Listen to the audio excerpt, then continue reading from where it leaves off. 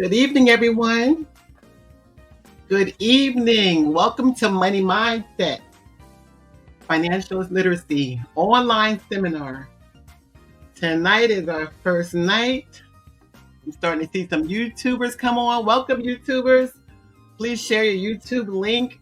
You don't want to miss tonight. We have two very special guests on tonight that are going to be presenting. So make sure you share this live. We will be bringing on our guests soon. Hold on.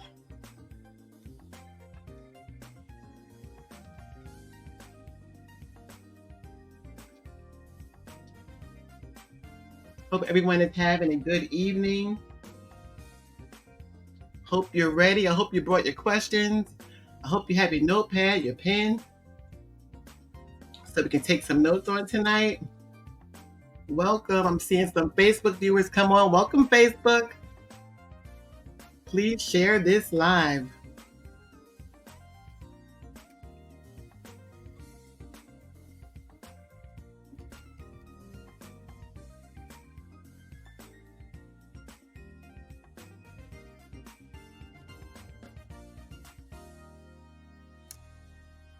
We will be getting started shortly.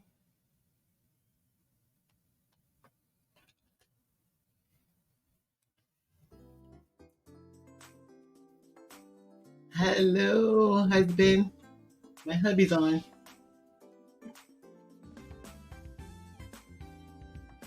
Please make sure if you have any questions tonight to put them in the chat so our presenters will be able to answer your questions on tonight. This is our first session, so we're going to have a very good overview about our session and what's upcoming on the following sessions. Okay, looks like we have some more YouTubers on. Welcome.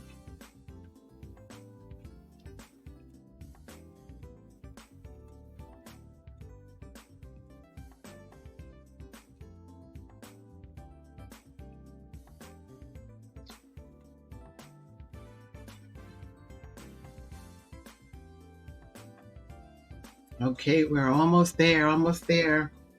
I see some more Facebook viewers on. Welcome, Facebook. Please share.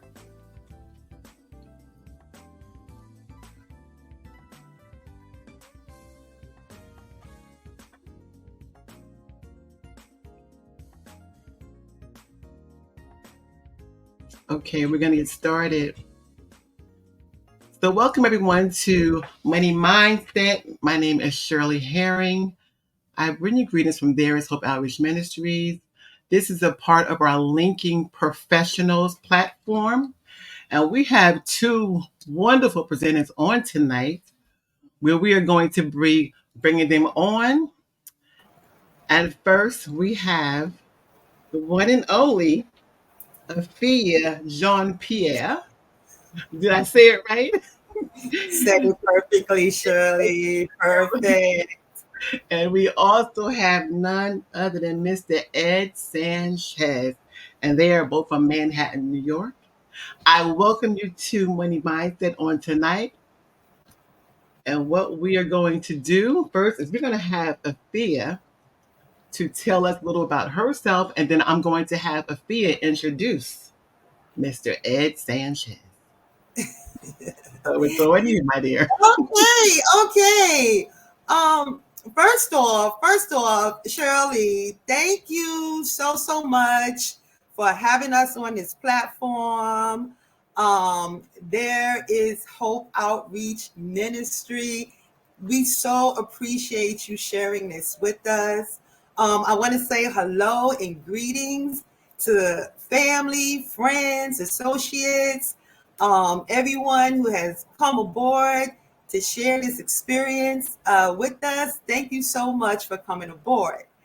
Let me introduce myself. My name is Afia Brown Jean-Pierre. Yes. And me and my husband, Aaron, we've been in the financial world for a minute now. And learning and growing and learning. Yes. So we're partners in this business and we enjoy so much. So, Shirley, if I could share my story briefly. Yes, you can. Oh, great. Thank you. Thank you. Sure. So, so, so a girlfriend of mine, a good girlfriend of mine, named Kavina Coxum, um, she was released from her job of unceremoniously she worked there like 30 years, and they released her. And of course, it was a sad and abrupt and shocking thing to have happen. And I'm quite sure that some of you may even know of someone who has experienced such a tragic situation. So, mind you, weeks went by, and I noticed she wasn't trying to get her resume together.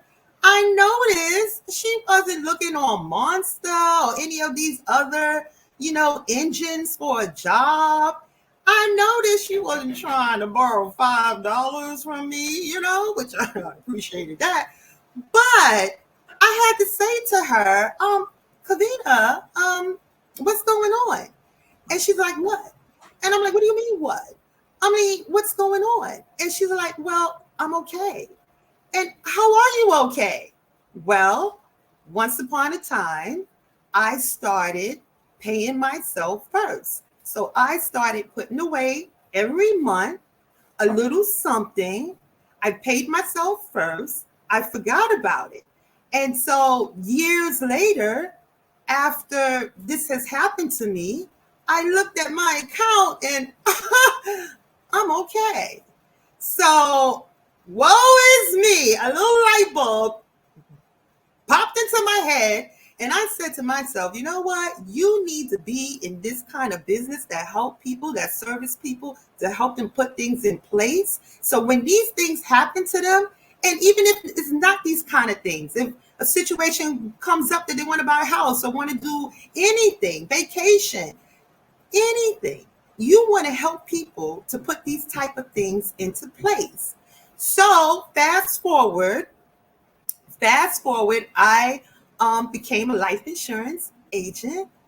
Yeah, yeah. And then I am newly a fully and proudly a fully licensed securities agent. Can we get a whoop whoop? Thank you. Thank you. So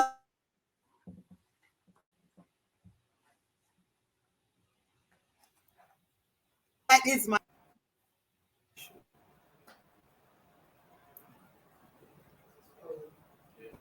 We're having some technical difficulties. Bear with us. Afia, are you I'm here. I'm here. okay? All right. Okay. I, Yeah. I didn't hear And the last thing because I didn't hear the. I didn't. I thought you went out for a minute, but yeah, no, but that's basically how I came into the business when I mhm. realized the services that could help people live a better life and make better choices and decisions. So financially, because that's what we here for, Mhm. right? To Right back. learn more. That's Yes, right. So I'm I here. love that story. Thank you. Thank Yeah. you. So, tell us about Mr. Ed Sanchez. Well, first off, everyone, let me introduce to you Ed Sanchez, right? As mentioned on the flyer, and as he will tell you himself, he has had many pitfalls in this money game, like unimaginable things has happened, and he has come through it. And so, thank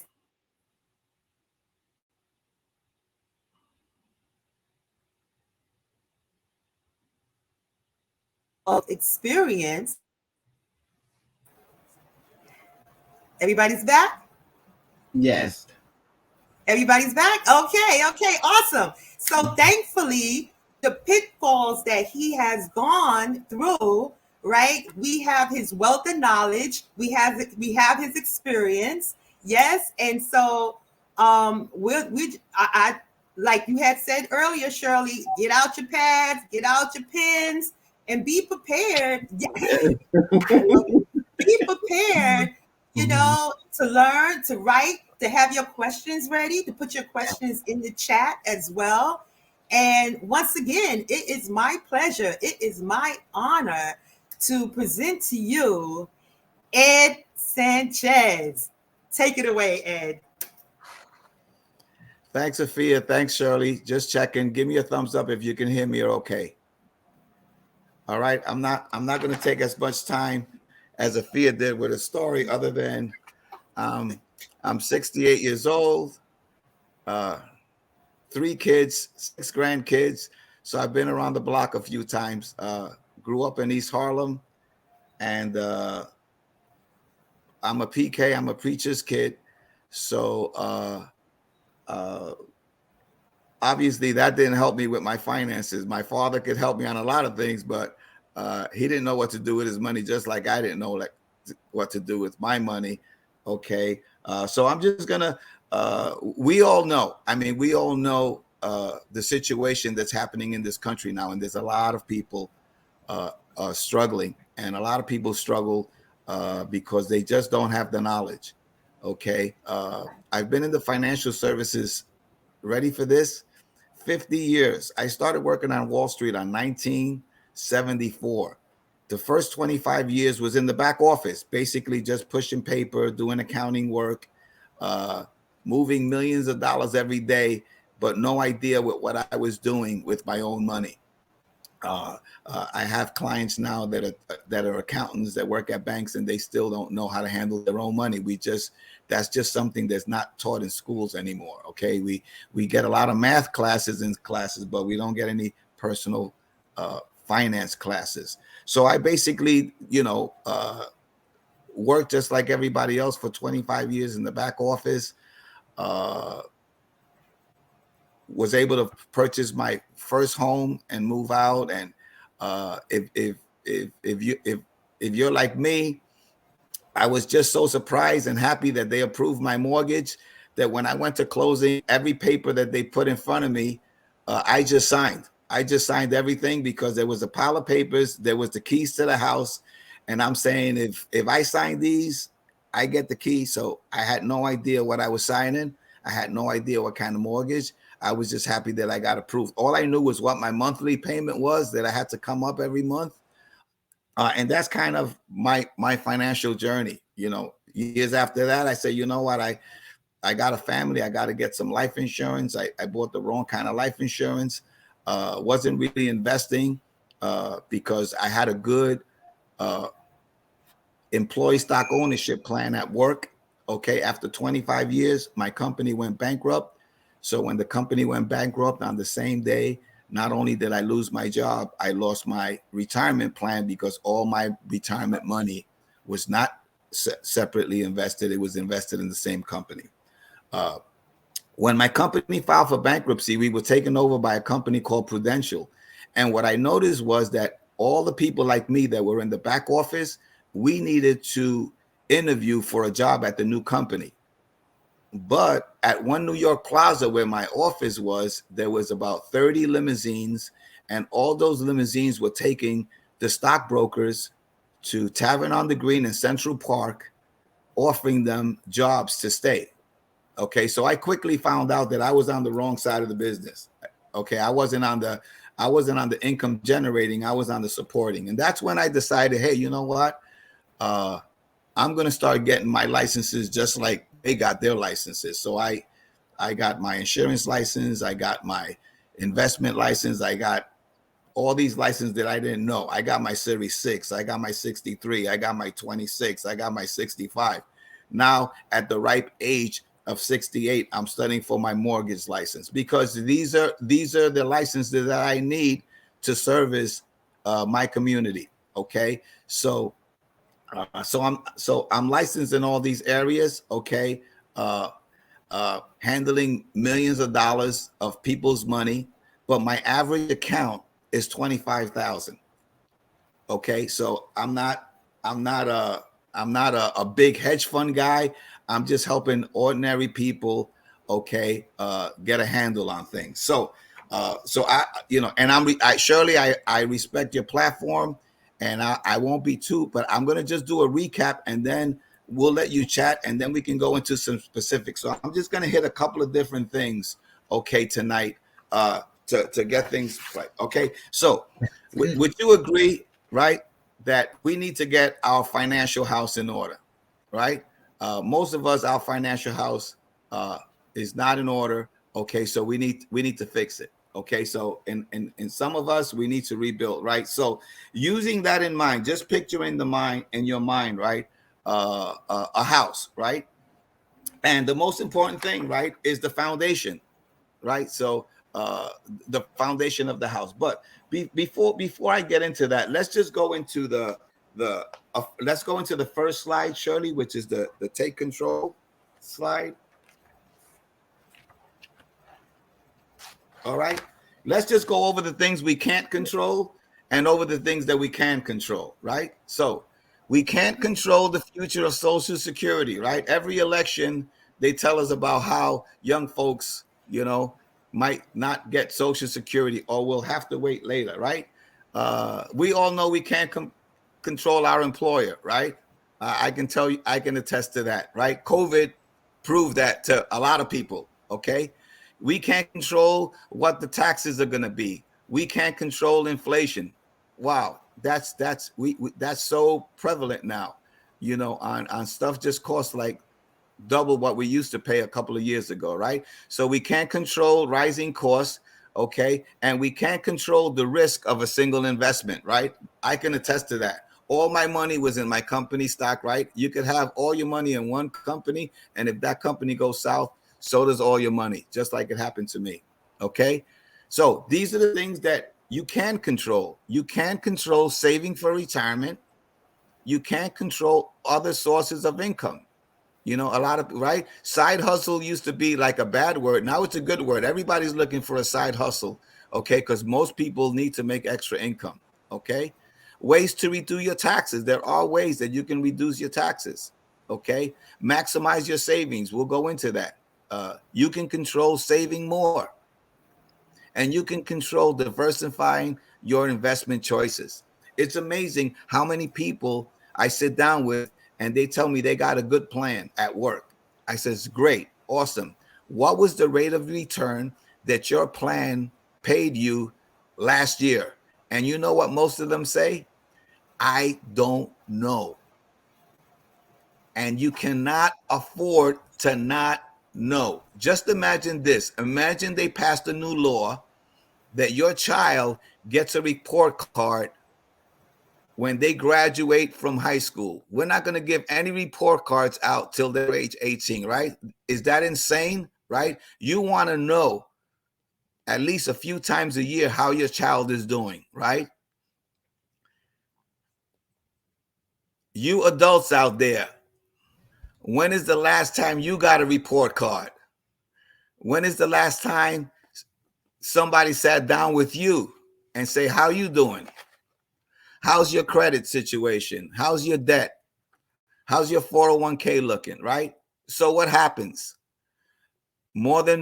Right? So all of a sudden you hit your 60s, you start thinking about retirement. You're shocked at how little you are going to get from Social Security. If you're in the mid 60s like me, you have to relearn the alphabets. You got to learn about Medicare A, Medicare B, Medicare C. So all these things seem to happen, right? So I know that on this platform, there's people in their 20s and there's probably people in their 60s like myself, but we're going to help everybody here, okay, get financially literate to make some choices, right? Because everybody is in a different place, but everybody can improve their situation. So let's talk a little bit about maybe some of the things that we can control. So if you look at the financial house, right? The Bible tells us that we should plant our houses in the sand, right? Is that what the Bible says? No, I remember that Sunday school class, right? You got to build it on a rock. You got to build it on something solid, right? So what's the foundation? So let's just look at slide number 2, which is the importance of life insurance. And I'm not going to get into a big discussion, but there's some of you young folks out there. Okay, so if I ask most people, what's your most valuable assets? Some of them tell me my house, right? Some of them tell me my 401k, right? Some of them tell me, you know, my future lottery winnings, right? So let's look at this for a second. How much is your car worth? And how much is your house worth, right? So we insure our cars, right? We insure our homes. We insure our cell phones, right? Almost every major appliance, when you go to the register, they ask you, would you like to pay insurance on it? And a lot of us do, okay? But, you know, I heard a nice example the other day. If you had a house, right? And you had a car and you had a tree in front of your house, in what order would you insure that? And most people would say, well, I would insure the house, and I would insure the car, and then I would insure that tree in front of the house. Okay. And then the question was asked, if that tree, the leaves, twice a month, those leaves turned into $100 bills, would you insure that tree? Then they said, of course, I would insure that first, because that's producing money every 2 weeks. Well, guess who the tree is? The tree is you and me. The tree is you and your spouse, right? And in most cases, somebody relies on that paycheck. Some of you might be older and nobody relies on your income. It doesn't necessarily apply to you. But if somebody's relying on your income, let's say you have, you know, a husband and wife working, both bringing in a few thousand a month. God forbid something happens to one of them. Okay, that income stops. But I promise you, the mortgage payments won't stop. The electric bill won't stop. The cable bill don't stop. Okay, so we got to talk about that. Does that make sense? Okay, so that's the foundation. You got to get that straight. As you're building a little higher on the house, how's your debt situation doing? Let's go to the third slide. How many of you, it seems like every time you go to a department store and buy something, they tell you, would you like to save 10% on this purchase, right? And you know what I always ask the cashier? What's the interest rate on the credit card that you're offering me? And guess what the answer is? They don't know, because their job is just to offer you the credit card, okay? Now, I know there's probably nobody that's listening to me right now that's in credit card debt, right? Remember the first time you went to college, right? And Visa was there, and MasterCard was there, and you needed like a backpack or something. They gave you that free backpack, or maybe you got that free Costco shopping bag. Okay, let's just look at 3,000, right? See, right now they're saying the average credit card, the average family is about $18,000 in credit card debt. So that's average. So some of you are saying, how could somebody have $18,000 in credit card debt?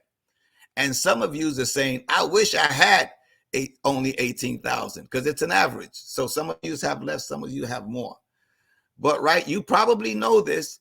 Actually, I don't know if you recently have looked at your credit card statements, but they actually a few years ago made them put on the statement what it's costing you and how much money you can save if you made extra payments. But right now you take it, right? So you got pre-approved for a credit card, right? And they pre-approved you for $3,000. And you said, thank you, Jesus. I got $3,000, right? But I'm only going to use this for an emergency, right? And all of a sudden, somebody in your family say, oh, man, you know what? I'm doing a destination wedding to Punta Cana. I wish you could come. And you say, oh, man, I can't come. But then I says, man, but I got this credit card and the trip is only $2,500, right? So you put it on the credit card. you know, and then while you were out there, you spent another $500, right?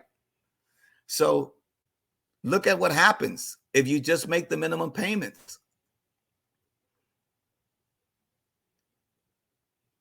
That $3,000, you end up paying $5,000, right? You ever notice how when you send $50 to the credit card company, your bill doesn't go down by $30?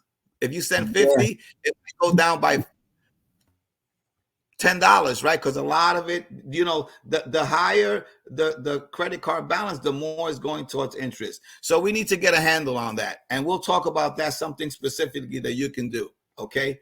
I know a lot of people, they take the credit card balance, they move it to another account because it's 0 for 6 months, and then the 6 months come and it goes back up to 29. So the best way to pay off debt is paying the debt off, right? Those of you who know the Bible a little bit more than me, it says something about the what is the debtor to the debtee, right? The Bible calls you a slave. Right. So we need to get out of debt. All right. So now that we're talking about interest, let's go to the rule of 72. Some of you might know this. I'm going to do this very quickly. Okay. Because I promised Shirley I wouldn't be on too long. Okay. But right, you're either getting interest, right, or paying interest, right? Now, if you're getting interest, you would want to get as high as interest as possible, right? And if you're borrowing money, you would try to borrow it at the lowest at the lowest rate. Does that make sense? But that's what's happening in the real world.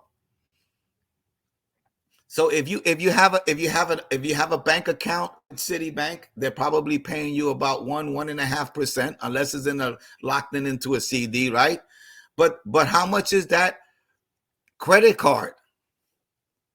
So they're paying you 1.5% on your money. You're paying them 19% on when you use the credit card.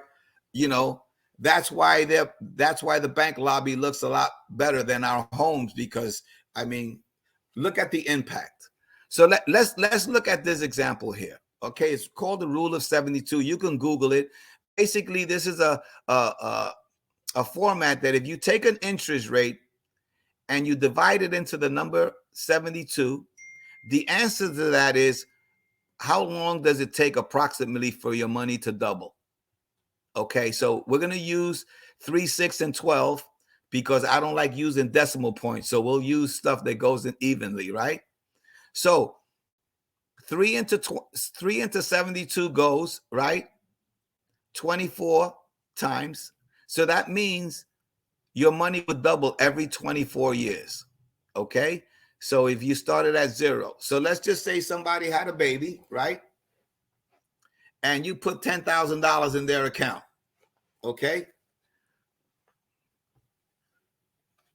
I remember when J-Lo had the twins and they gave them, I think, $3 million to do the photo shoot. So you could just, you know how Jay-Z and J-Lo, you know how this is just $10,000. Okay. So at 3%, right, it doubles, right? So that when that child is 24, they got 20,000. When that child becomes 48 years old, they got 40,000. You see how that works? Now, if you double the interest rate, right, you would think that the bottom would double, but it doesn't, because you have compound interest, right? So now if you do 6 into 72, right, that means if your money averages 6%, your money doubles every 12 years. By the way, I don't want to depress you, but 3 goes into 72 24 times. So if you're getting a 3% raise, it's going to take you 24 years for your salary to double. Don't get mad at me. I'm sorry. Let's go to okay. So hopefully you got a 6% raise. If you got it, so if your money's growing at 6%, right now it's every 12 years. Now at 12 years old, that kid got 20,000. At 24 years old, that kid has 40,000, right? 36 years old, 80,000. 48 years old, 160,000, right? Let's take it up a notch. Let's go to 12%. Do you think wealthy people get 12% on their money? 10,000. Now your money doubles every 6 years. So now at age 6 is 20,000, 12 is 40,000, 24 years old, it's 160,000, right? That's why these wealthy kids, they don't take student loans, right? But if they don't, right? So at 48 years old, they got what? $2.5 million. Now at $2.5 million, right? If you wait another 6 years, right? Which would be what? 54, that doubles to $5 million. Okay. Now, imagine if you just did $1,000 every time a child was born in your family. If y'all did a GoFundMe and put $1,000, okay, just take a zero off, right? It would be 256,000 instead of 2.56. Okay, so so we'll go into that. All right, so this is right. So you see these big numbers on the 12% side. That's what the bank's getting on your credit cards. They right. Would you agree that most credit cards are probably close to double that now? Okay, so we have to start learning how to go from 3% to 6% to 12%. And we'll go into some specifics, okay? Because this is not a solicitation for anybody, but you need to know how interest works, because whether you like it or not, you're getting interest or you're paying interest. Okay, so let's go to the next slide, which is because after you have your foundation, right? And after you have, right, because most people don't save money because they're in debt. So after you have your foundation, you gotta handle the debt problem. You got to get rid of that debt. Okay, moving it. Do you do debt consolidation? No, we do debt paying. Let's pay it. Consolidate it. It might work short term, but the goal is to get rid of it. Does that make sense? Okay, so let's go to the next slide, which is the 3 accounts. Okay. One question, Ed. Do you want a question pertaining to the 72 rule now or at the end? No, I'm gonna probably end in about 5 minutes, and then we can do the questions. Okay. All right. Okay. Okay. Now, just like a house is not built overnight, neither is your finances. But this has to be the goal. Everybody should have 3 accounts. Account number 1 is an emergency, right? COVID showed us that we needed an emergency, right? Because a lot of people weren't working. That stimulus wasn't enough. Okay, so what is an emergency, right? Car breaks down, hot water heater breaks down. Okay, that's something that you need to have a goal. I always recommend that people find out what your monthly bills are, multiply that by 3, and that should be in your emergency account. And it should be liquid. It should be in a bank. It doesn't matter. You don't need your emergency account to be growing at any height. You just need it there in case something happens, because it will happen. And if you don't have an emergency comes and you have an emergency, then you go to the pretty little cards, right? And then, so when you hit the debt, right, ladies, you need to do the plastic surgery. You know what that is, right? Cut up them cards. Cut the plastic. Okay? So, second, you need to have a short-term account. You might be saving up for a house. You might be saving up for a major purchase. Okay? So, that's number 2. Okay? Number 3 is your wealth building. That's where your retirement. Okay. Now it doesn't matter what age. I still have the 3 buckets, but at age 68, my 3 buckets are different than my kids' buckets. You follow? Because I have my emergency, right? I have my short term. Okay. Now, my wealth builder is not for my retirement. My wealth builder is for when I'm gone, that somebody will benefit from that, right? Because I don't, the reality is that I've lived more years than I'm going to live. Yeah, but if you're 30 years old, these three buckets are different. You need the emergency, you need the short term, which is maybe for a deposit for a house, and then your wealth builder is your retirement. But if you're in your 60s, it's a little different. Does that make sense? Okay, so let's go to the next one, which is comparing tax treatment. And this is my second to last slide, and then we'll do like a little recap, and then okay. We're in tax seasons, and you hear the term traditional IRAs, Roth IRAs. Most of you know this, but for the benefit of those who might not, okay.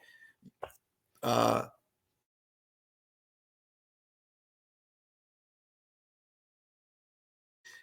if you're above age 50, they allow you, because they know most of us are behind in saving, so they allow us. But basically, a traditional IRA, okay, is very similar to like the 401k you have, okay? In a traditional IRA, a lot of you, let's just look at the 401ks for a second, right? If you're putting money into a 401k, let's say you make $1,000 a week and you're putting $100 into the 401k, you're not paying. You made 1,000, but you're only paying taxes on the 900, because that money is going into that money is going into your 401k pre-taxes, right? So you're not allowed to touch that money till past age 59 and a half. If you touch the money prior to that, you're going to take a 10% penalty. Was listening to the news this morning. There's a record number of people borrowing from their 401ks. Okay, don't do it unless it's an absolute. Don't do it. If you borrow money from your 401k and you lose your job, then that loan becomes a early withdrawal, and then you're going to pay taxes. So stop borrowing from your 401k unless it's an absolute emergency. But that's I don't recommend that. Okay, so a traditional IRA, like for people who don't have a plan at that job, okay. So let's say if you make $60,000 a year and you put $5,000, okay, into a traditional IRA, so that reduces your taxable income from $60,000 a year. So now you're only going to pay taxes on the $55,000, because with a traditional IRA, you're allowed to take that as a deduction. Okay. But remember, you can't touch it till age 59 and a half. Okay. And remember, with the traditional IRA and with the 401k, remember, you didn't pay taxes. So when you retire and you start withdrawing the money, you're going to pay taxes on that at whatever tax rate you are when you're retired, but you only pay the taxes as you use it. So it's not like if you retire with $500,000, you're only going to pay taxes on what you withdraw. Okay. So you didn't pay taxes going in, but Uncle Sam is waiting for you later when you retire. Okay. Now with the Roth is a little different. A lot of people are using the Roth more, because with the Roth, you're putting after tax. So let's just say you make 60,000, you put 5,000 in a Roth IRA, you don't get the deduction. Okay. But the money grows tax deferred, just like the traditional IRA. But down the road, when you withdraw money, it's not taxable, because you already were taxed on that money. So one, you don't pay tax at the beginning, you pay tax coming out. The other one, now there's a couple of exceptions that we can get into, but in general, that's how they work. Okay. So I just wanted to make, okay. So the last slide I'm going to go over is the mutual fund. Okay. Now, this is not a solicitation for you to buy mutual funds. If it was a solicitation, I would have to provide you with a prospectus on the particular mutual fund that I was talking to you about. So this is just general, okay? We all heard the term, don't put your eggs in one basket, okay? Most of you probably are in a mutual fund. If you have a 401k, chances are you're in a mutual fund. If you have a pension, chances are your pension manager is probably investing in a mutual fund, okay? And basically what it does, it allows an individual, okay, to co-opt their money with other investors under a professional manager, whether it's Vanguard or Franklin or whatever, okay? And then they invest that money, okay, collectively. Okay, so just picture this. You go to the mall, right? You can buy stocks in Macy's, or you can buy stock in the mall. So if you buy stock in the mall, you own shares of the combination of all the stores. Okay, so now there's different types of mutual funds. So you can, if you like technology a lot and you want a fund that invest in technology companies. I have a doctor that he likes to invest in pharmaceuticals. So you can decide, what kind of companies. Then you have some people that just play it safe and they do what the averages are. I'll explain that in a minute. Okay. But it allows people. Okay. So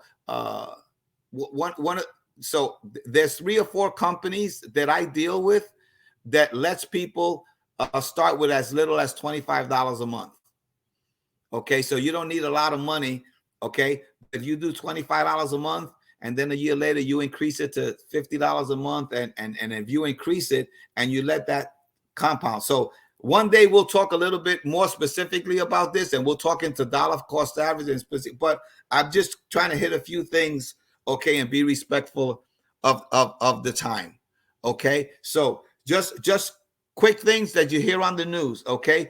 Everybody hears S&P, right? S&P is Standard & Poor's, and is basically 500 of the top companies in the U.S. So when you see the S&P is up or down, it's an index of 500 companies, okay? You hear Dow Jones, those are the top 30, okay? So most people follow the S&P because it's a broader barometer of how the economy is doing, okay? Then you hear NASDAQ. NASDAQ, same thing, is a couple thousand companies, but NASDAQ focuses more on technology companies. So most of your tech companies are part of NASDAQ. So whenever you see NASDAQ taking off, okay, you know that those are the Apples and the technology companies. Okay, when the S&P, most people like following the S&P because that's like the widest range, and that kind of, a lot of times when you invest in some of these index funds, they invest in the S&P. So that's just a little bit. So when you see stuff in the news, you kind of know what's going on. But I strongly suggest that if you have a 401k, that you review that 401k. And I know most 401ks, you're dealing with an 800 number. They're not or they'll tell you go on the website.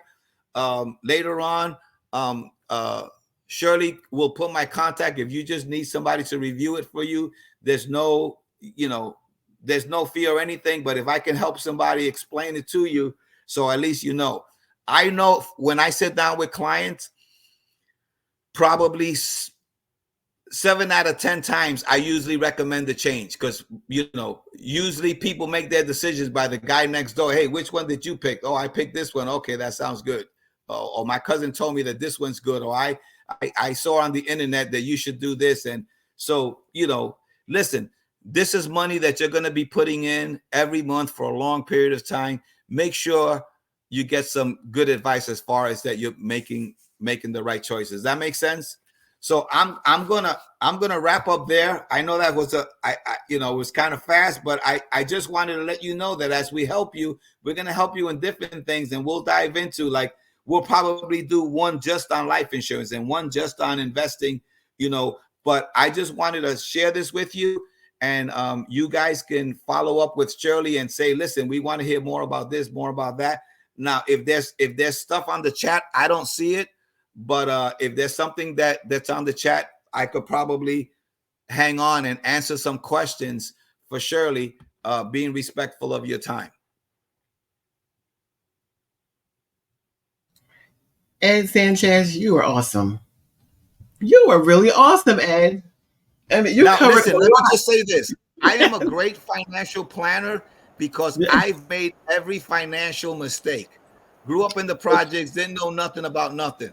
I know what it is to have a U.S. Marshal sticker on your door that you're getting evicted. I know what it is to get a foreclosure because you're 4 months behind on your mortgage. I know what it is to have somebody sell me a life insurance policy, which was no good, and the guy was my best friend. So every financial mistake that you can think of. So don't think I'm, but I can tell you right now that I am debt free and I'm financially independent. And you know what financially independent means? That I could stop working and I have enough income to pay my bills. Now I'm not financially free. That's another level. Okay. Right. Because listen, and I'll end with this. Listen, retirement is not a age, it's a number. I have clients that are 50 and they're retired, and I have clients that are 70 and they're still working, right? Yeah. Just go to Walmart. It breaks my heart to see 70, 75-year-old people. Do you think they're there because they want to? No, it's because they didn't know the rules of the money game.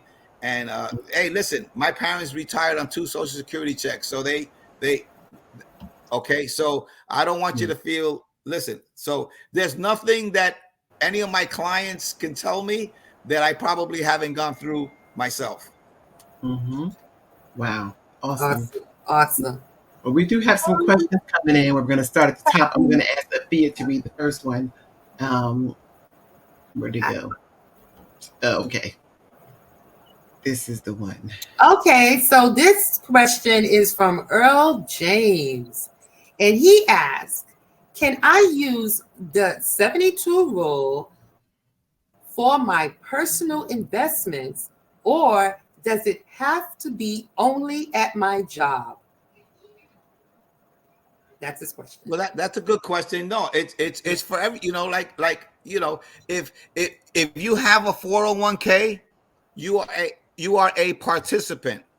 And you could apply those rules. You got to say, okay, you gotta that information, because what they do is they tell you what funds are available in your 401k, right? And then you start looking at those, and you could look at historical performance, and you're gonna see stuff there that they're offering you that have averaged 3%. You're gonna have stuff that's averaged 6%, and you're gonna see stuff that's averaged 12 or more. And you got to make a decision, because there's risk tolerance involved. But yeah, now when it comes to an individual, it's called an IRA. You know what the I stands for? Individual. Right? So if you have a plan at work, you're a participant. If you have your own plan, guess what? You're an owner. Now you don't have to invest with the company that your company chose. You can pick your own company to invest. You have more to say because now the money is in your control. A 401k is good. Yeah, but everybody who has a 401k should start doing something on their own also. Okay. Hope that answered your question. All right. Okay. This one is from Kavina Copesound. If you do a mutual fund for, let's say, $25, is there different options to pay monthly, quarterly, annually? That's the question. It depends on companies. I have clients that there's funds that will allow you to do something monthly, and then if you have extra money, you can add it, and it doesn't interrupt your monthly contribution. So if you get a good tax return or something, or a bonus, and you wanted to add it, as long as you stay under the minimum based on your age. So let's just say somebody's doing $100 a month, they get a bonus, and they wanted to drop in another 1,000. They can do that without interrupting their monthly. Let's just say, for example, during COVID, I had a couple of people that say, listen, I'm out of work. I need to stop my monthly draft. They stopped the monthly draft. And then when they were able to go back to work, they continued it. So you do have some flexibility. Very good. Okay, hope that answered your question. Okay, Afia. Sure. Mr. Marcus 520. I have a high debt to income ratio. Is there a particular amount you need to have in order to start investing? End of question. No, but I'm just saying, if I'm sitting down with somebody and they have a lot of let's say credit card debt, then we got to attack, it's good to invest, but we got to attack the debt, because if you're making 9% on your mutual fund, but you're paying 18% on your credit card, you saw the rule of 72, you're on the wrong side. So paying off a 22% credit card is the same thing as earning 22%, because that's 22% that you're no longer paying. So each situation is different, but if you have credit card debt, there's got to be a plan. If some people can do both, but if it's very high, you got to attack that high interest debt. Okay, hope that answered your question. Okay. So, Earl James, you said I should not borrow from my 401k. How about my life insurance?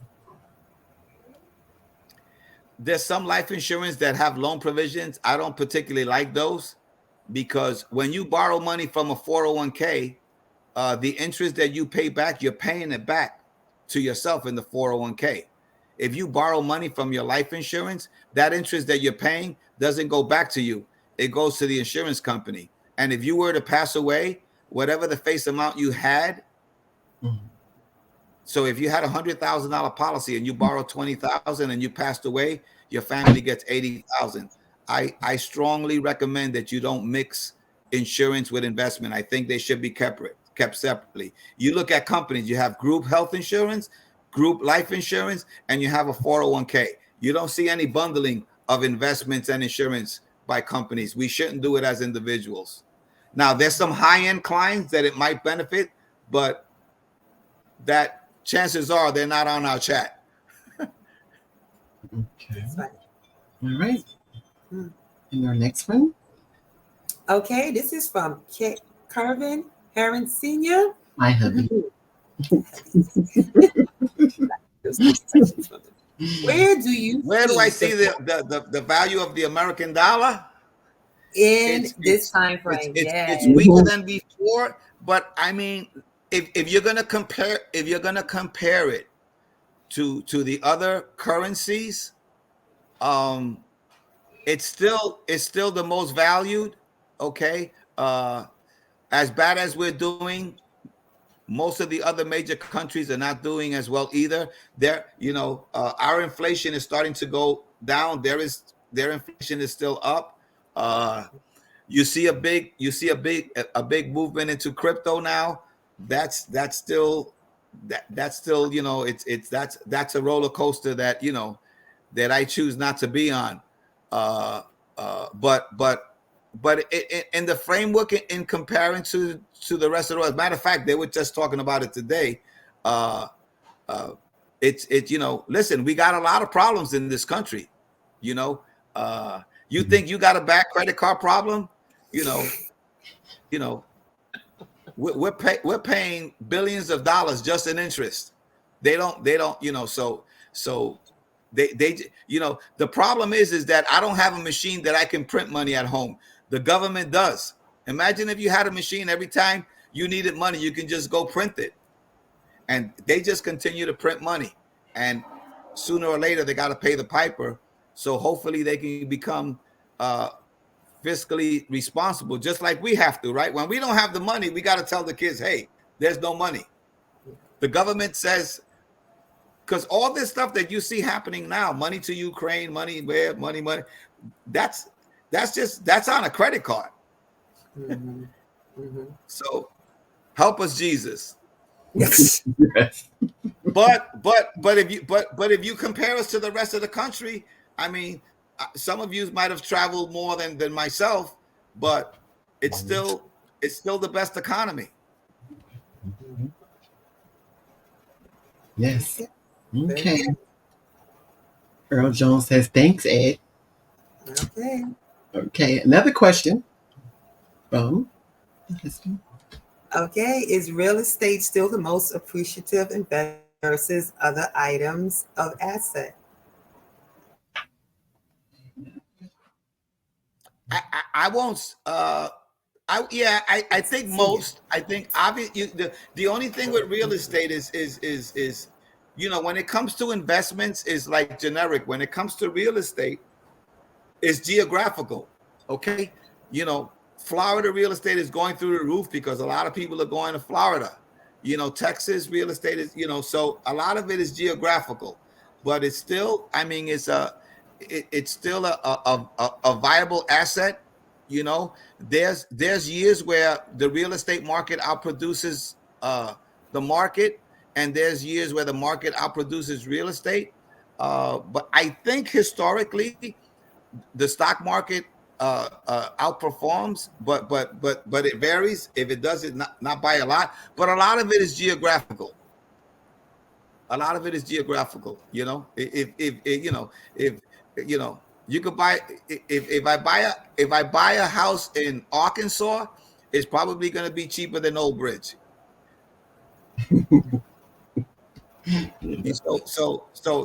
So, but the general answer to that is that real estate is a good investment. But if you're a young family looking at doing it, 15-year mortgage. If you're in a mortgage now, ask your bank, do they accept biweekly payments? Right? We traditionally pay our mortgages once a month, right? So that means we make 12 payments. But if you do it biweekly, okay, that means you're making 26 half payments, right? 26 half payments equal to 13 monthly payments. Most of us get paid every 2 weeks. Okay, so if your mortgage company will allow you to pay your mortgage every 2 weeks, not extra. So if it's $2,500, you pay half of it every 2 weeks. That you could calculate it. It'll probably knock off 5 or 6 years off your mortgage. That's true. Yes, indeed. So just think about that. If you're sending $2,000 a month on your mortgage company and you don't do that for 6 years, how much is that? Imagine those last 6 years, that $2,000 is going into your retirement plan instead of to the mortgage company. Right. And if you could afford a 15-year mortgage, if you could stretch it, right? Because then you don't have to worry about the biweekly and all that stuff. It's going to save you a ton of money. That's good, Ed. That's good. Okay, Very let's. good. Okay, And the that's my bank's not beautiful. going to do it unless they ask me. Nice. So we have Nikki Holloway. That's my beautiful. Okay, awesome. He just taught me something about 401k and insurance. All right, that's what we want. So you know what? You could thank Shirley for that, for having us on. You know, it's funny. I had a text from a young man that his investments have done really good, and he thanked me. I said, no, thank your mom, because your mom opened that account for you,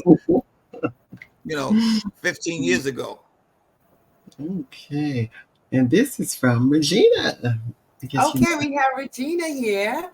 Awesome. Great job, Ed and Afia, on getting this information out to the public. Woo woo! All right. All right. I like that, Afia. Yes. Okay, let's see. Another question.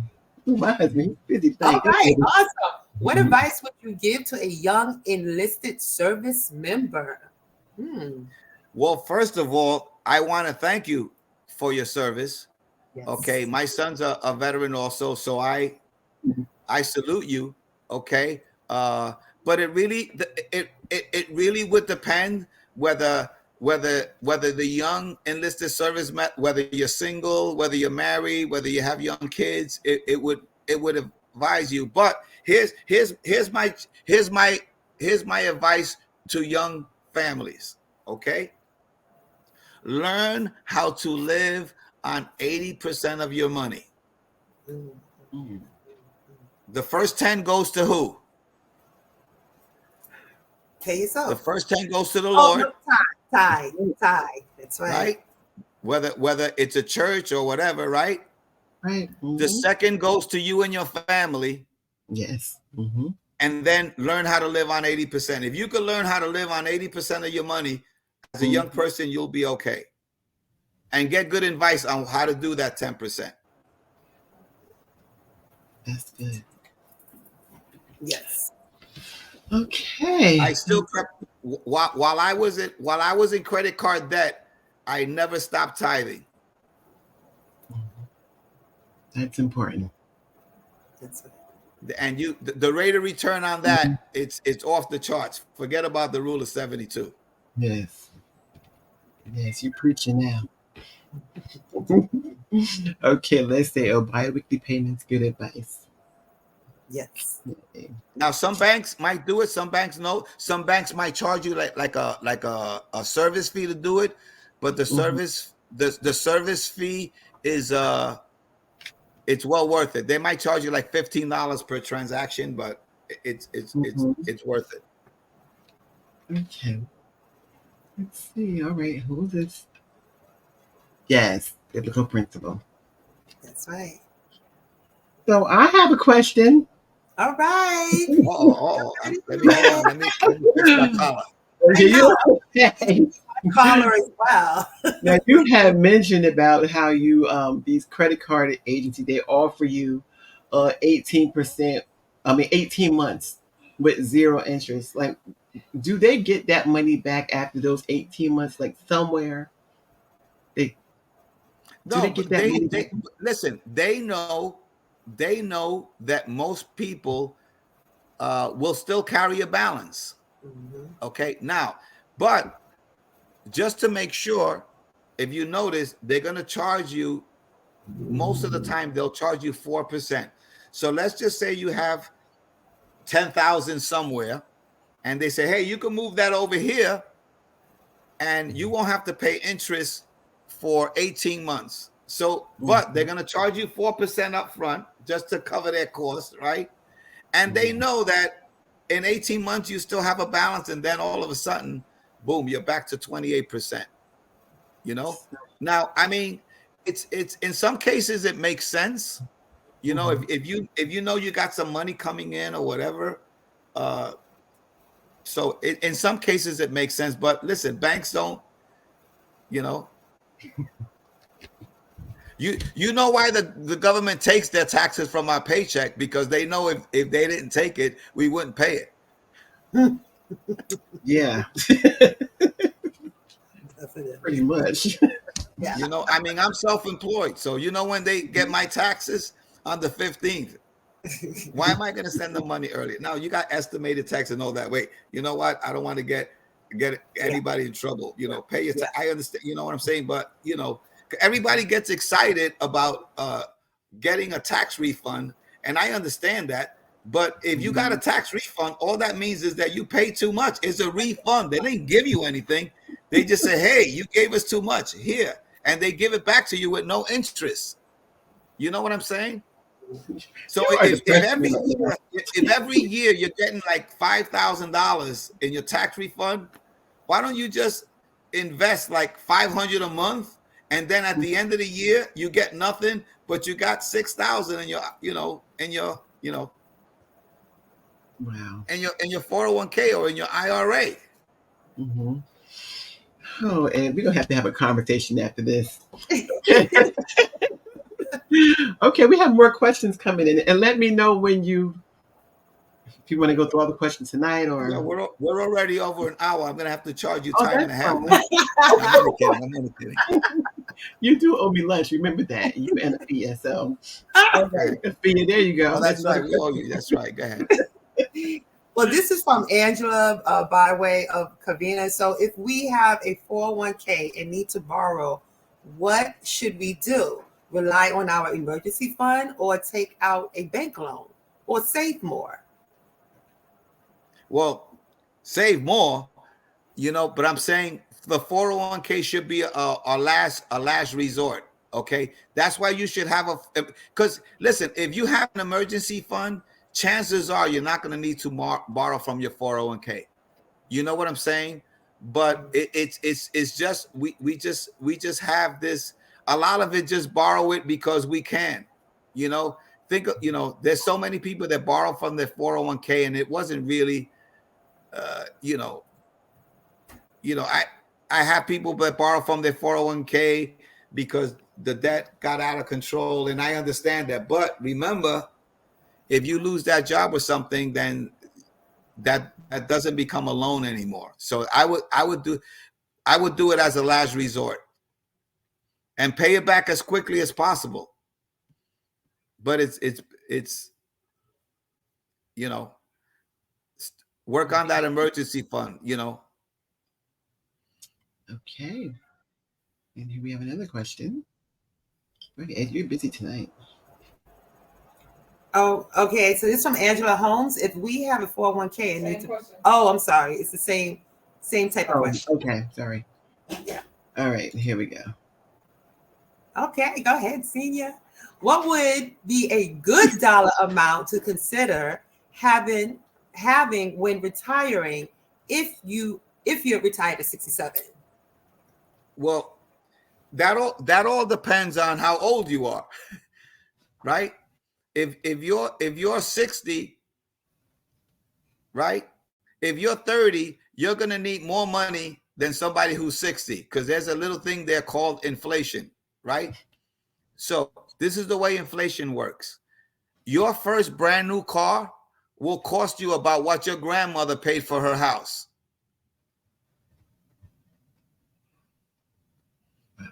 Okay, it's inflation. Okay, when I bought my first house in Willingboro, New Jersey, I paid $68,000. My granddaughter in a couple of years will be buying a new car. What do you think she's going to pay for a new car if it's a nice one, right? She's going to pay about that, right? So when I bought my first car, it was a 1988 Volkswagen Jetta. I think I paid about $18,000 for it. And that's how much my grandmother paid for her house.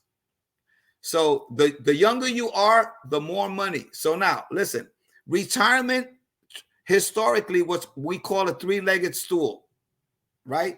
A stool has three legs, right? One is Social Security, one is a pension, and the other one is what you saved, right? That's a three-legged stool. We know now that pensions are something that's gone away, right? There's not too many people have pensions. So now you got people on a two-legged stool. They're rocking now because now they don't have a pension. So now you're waggling back and forth. You lost your stability, right? So in most cases it's going to be right. So, but you might have a 401k. So your three-legged stool might be Social Security, if you think it'll be around. 2 will be your 401k. And then 3, what you're saving on your own. Right? So what happens is this. So now I have people right now in their 60s looking at retiring. So I say, okay, how much do you think you're going to need monthly to maintain your current lifestyle? Right? So they say, okay, I think I'm going to need $7,000 a month. Okay. Let's go on the Social Security website and see how much you're getting from Social Security. So let's say they're getting $2,500. Okay, $2,500, right? We got $4,500 to go. You got a pension? Oh yeah, I got a pension at work. Call H&R, ask them how much is your pension if you take it at age 67. Oh, they got back to me. It's $2,500. Okay, so you got $2,500 from Social Security, right? You got $2,500 from your pension. That's $5,000. Where's the rest of the money coming from? If it's not coming from anywhere else, then you need to readjust your budget, or maybe you need to retire a few years later. Now, they might have a 401k. Okay, cool. How much you have in the 401k? Oh, I got 300,000 in the 401k. Okay, 300,000. You know, that'll you can annuitize that, and that'll guarantee you maybe like $1,500 a month. So you're there. Now let's say your 401k maybe is only 100,000. I says, well, then that means, you know, you're gonna run out of money. So one of the things that I'm experiencing is when you first retire is when you're going to spend the most, because you're hitting right now I'm hitting all my bucket list stuff. Right? I go to Puerto Rico twice a year now. I do this, I do that, blah, blah, blah. You know, you have money that you can spoil your grandkids, my right? So like, because when I was young, I was broke. When I was young and we went to McDonald's, we didn't go inside. We went to the drive-through window and I ordered because I knew how much money I had. Right? So I ordered the kids' food and I just ordered a drink for me because I knew they weren't going to eat everything. So I just drank my soda and whatever they left, that's what I ate. Okay? Now, as a grandfather, we go inside and I take my grandkids inside and I say, I got to go to the bathroom, pick whatever you want. Okay, so in your early years of retirement, you're going to spend more. But then, you know what I'm saying? 5 years from now, you know, you slow down a little bit. Okay, the key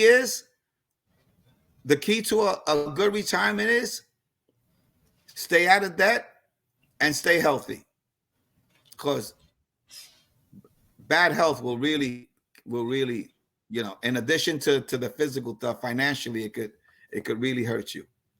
You know, but you try to prepare and be as good steward as much as possible. Remember what we started with. There's certain things you can control and there's certain things you can't control. I can't control my health, but I can control my debt. That's good, Ed. Okay. Karina says, we thank you. All right, here's another question. Okay, this is from Brandon Sheard, right? That's your nephew. Cute nephew, yes. I saw him. Okay, let me focus. All right. Any other useful money tips, like living on 80%? Just doubled my income and want to be wise with new money. Double? He's taking me on vacation. You didn't double it. Well, tip number one would be take your aunt on a nice vacation, and okay, but listen, I don't know specifics, but if you don't have a Roth IRA, I strongly suggest you get a Roth IRA. Now, remember, and we'll get to this in the future, when it comes to investing, there's two decisions you got to make.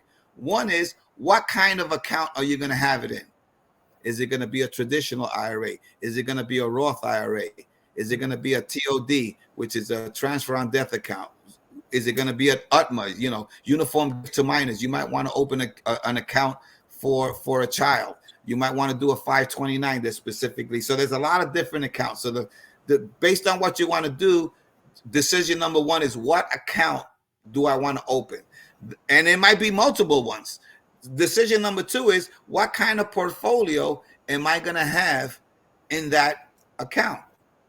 Because the portfolio, remember the buckets? Those three buckets that I talk about, guess what?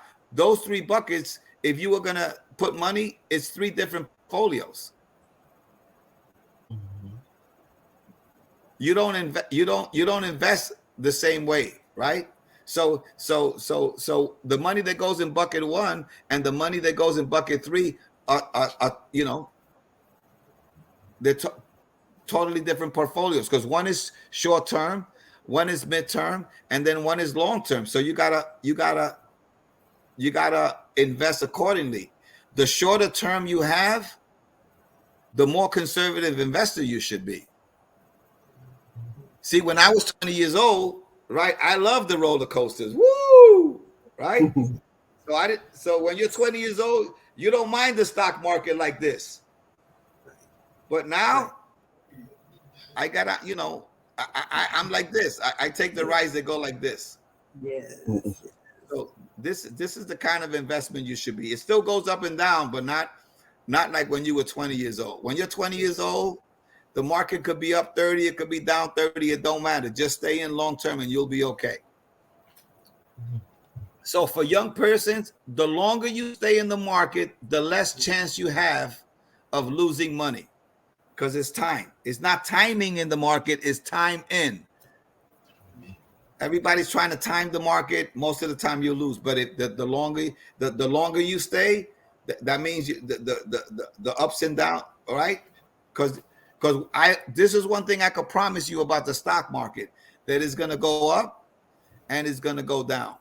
And you have to know what impact does, right? A lot of people get upset when the stock market goes down. But if you go into Macy's and you see 60% off, you get excited. Wow, there's a sale, right? So when the market drops 30%, everybody's saying, I got to get out. And the wise people are saying, yo, there's a sale going on.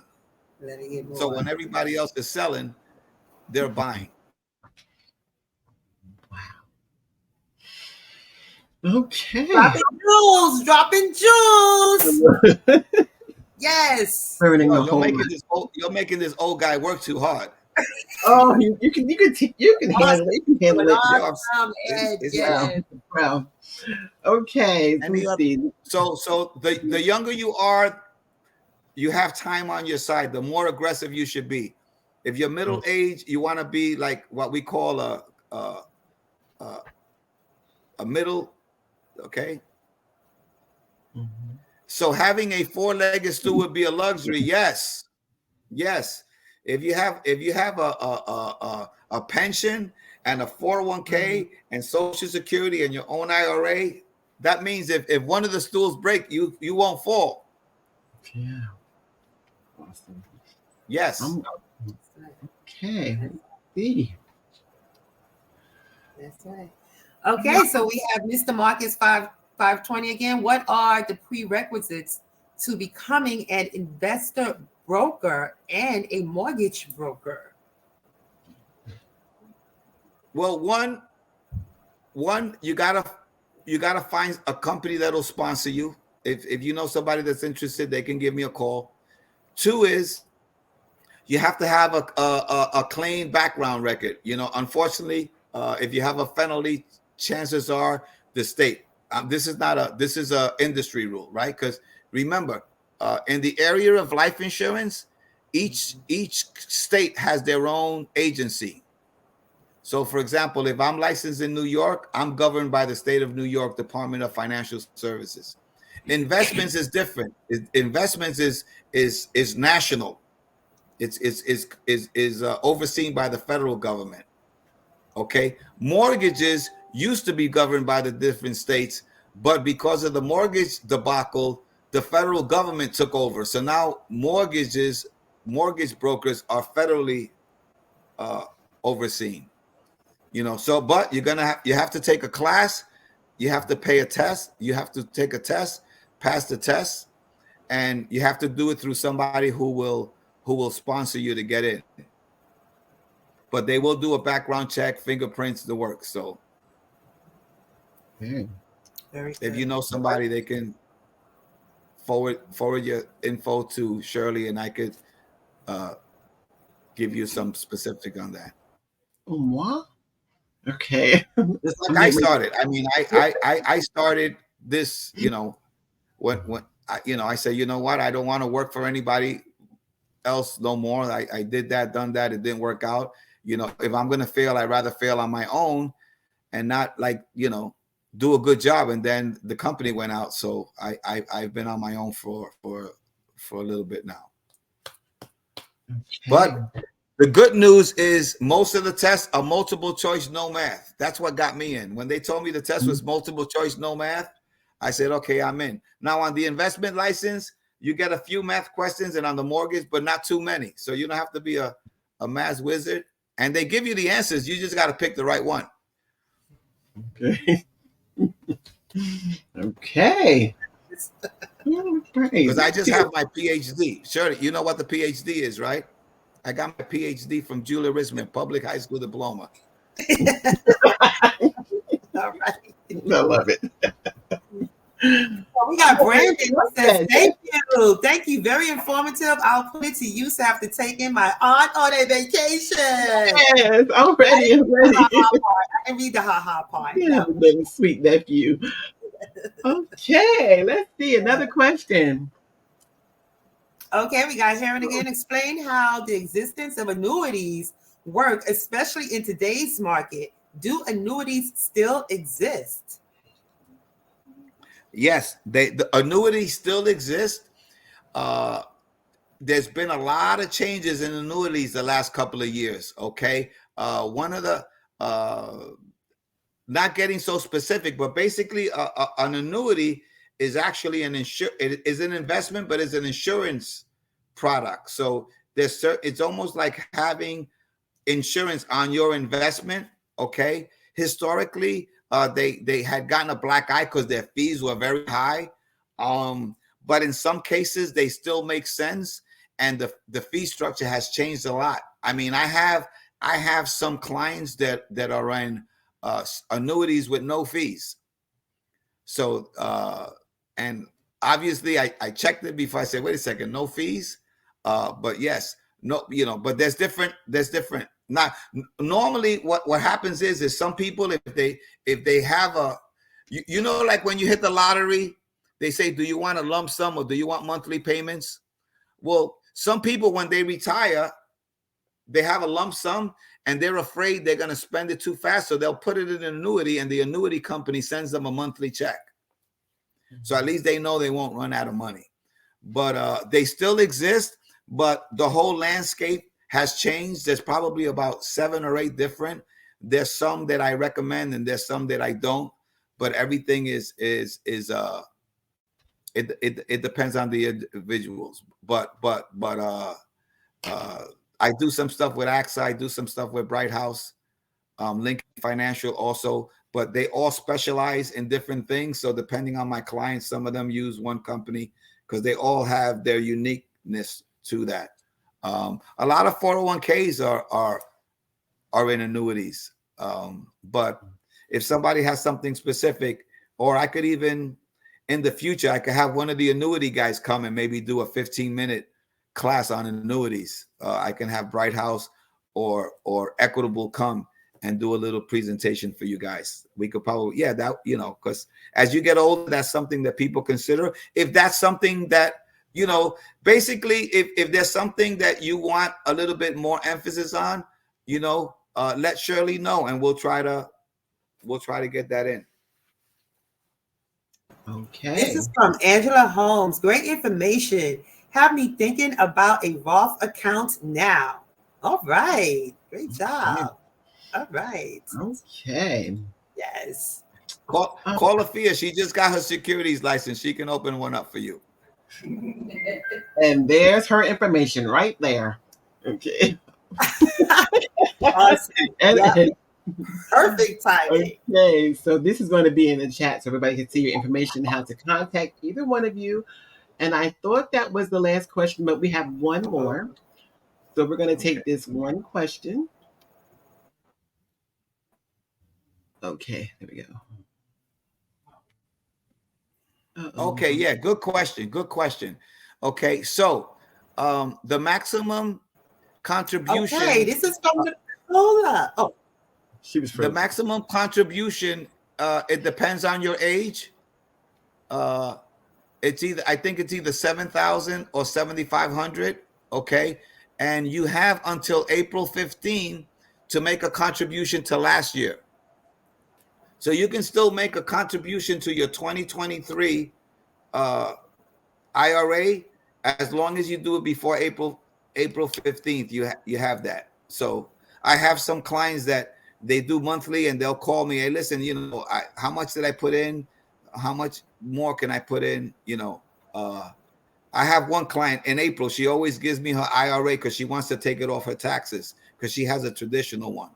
Now you don't get a deduction on a Roth, but if you have a traditional, but they both have capses. So the short answer to that is it depends on your age. You could Google it, but you do have until before April 15th to do your 2023 contribution. Okay. I think that is the last question for this evening. Can I? Yes, she's freezing. Okay, hold on. Shirley, thank you for letting us Ed or share. I hope I that it brings in the subject line? knowledge to people, It, and you know, I think it's information that people need to know. We need to become better stewards. You Yes. know, it's amazing how in the Bible it talks more about money than the rapture. I think God knew we were going to have problems with it. You know, so but this is not about, you know, prosperity or wealth building. Is about just, you know, managing your money correctly, you know, so you can help yourselves and help whatever ministries you support, your children. So it's important that we become, because you know what, bad people do bad things with money and good people do good things, you know. So it's important for us, you know, as believers to become better managers of our money. Yes. Yes. Awesome. Awesome presentation. Afia, you had something, but you kind of froze, so I didn't get all of what you were saying. oh, shoot. Oh, You want to put it? Shirley, can you hear me? yes. My Yahoo account is MZAFIA. Not the R. The R needs to be removed. Okay. And is it okay if when if they do email us that in the subject line, if they could put what is it, TIHMO, so we'll know that it's coming from your platform? Is that okay for people to Okay. do? Yes. That is fine. Yes. And I Yeah, will and with change me, it. they could just send me a text and say, listen, I was on the Hope Outreach Ministry, and if they have something specific they want to talk about, that's fine also. And then, Oh, you know, so you know, whatever you feel in the future would help, you know, let Shirley know, and then we'll come back and address something more specific. Appreciate your okay. time. Yes. Thank you both so much for this evening. And I don't know when the next time we'll come on again. We'll discuss that to see when the next session is, because it's definitely be more than one session. So this was so much information tonight, great information, and I know we had so many great questions, and I'm pretty sure there'll be more in the comments. So I'll be watching the comments, and I'll bring any new questions that may hit the Awesome. chat for our next session, whenever that shall be. I really appreciate you both so much. I mean, Ed, you did an awesome job in your presentation. You covered so much in an hour and a half, and you answered everybody's questions so well. And I feel you read them so well. Everyone, you both were great. And I'm Thank very you. honored to have you on this platform. Oh I God. Thank really you. am. It's great information. So, everyone, thank you for joining us on tonight. Um, Make sure if there's certain topics that you want and to discuss, that you please put them in the chat, or you can messenger me, or you have the information on the screen. You can also messenger them or text them. We want to be able to Yes. cover topics that you have questions about. Also, we want you to please share this live. Share the YouTube link and also share the Facebook link. We want to get this information out to everyone that needs help with managing their money. I mean, I've learned so much tonight, and I have like Yes. notes on both sides. So I learned a lot, and I know I'm going to have more questions, but I don't want to hold this up any longer. It's been an hour and a half, but it's been awesome. Thank you so much. This was amazing. Thank It you. was. It was. I had such a good time with both of you. Okay, hold on. All right. People are saying it was excellent. People really enjoyed it and learned so much. So you'll see all the comments after Thank this you. live. We have a lot of comments. We had a good showing tonight. Many did not comment, but we had a very good showing tonight on both platforms. So you guys did great. Okay. You did great. So thank you again. And anything else anymore? Let's see. Okay, hold on. Mhm. Okay, yes, that's it. So thank you again, and like I want you two Okay. to stay on when I end the live. You two stay on with me. Afia, you had another question, Afia? No, no, I'm just trying to figure things out because everything's freezing. Oh, okay. Well, I want to thank everybody again for coming on tonight, and we are going to be signing off. And as I always say, I love you all, but God loves you best. I pray that you all have a blessed evening, and we will see you in our next session. Stay tuned. Watch our Facebook pages, watch our YouTube channel, as well as Afia's channel. I mean, Facebook page, as well as. Are you on Facebook, Mr. Yes. Ed Sanchez? You Okay, watch all of our Facebook pages. We are going to be blasting. They'll just see pictures of my grandkids on the Facebook page. Okay. Okay. But we thank you all so much for joining us on tonight. Everyone have a blessed night. Have a blessed, safe weekend. God bless you all. We love you. All right. Good night, everybody. God bless. Good night.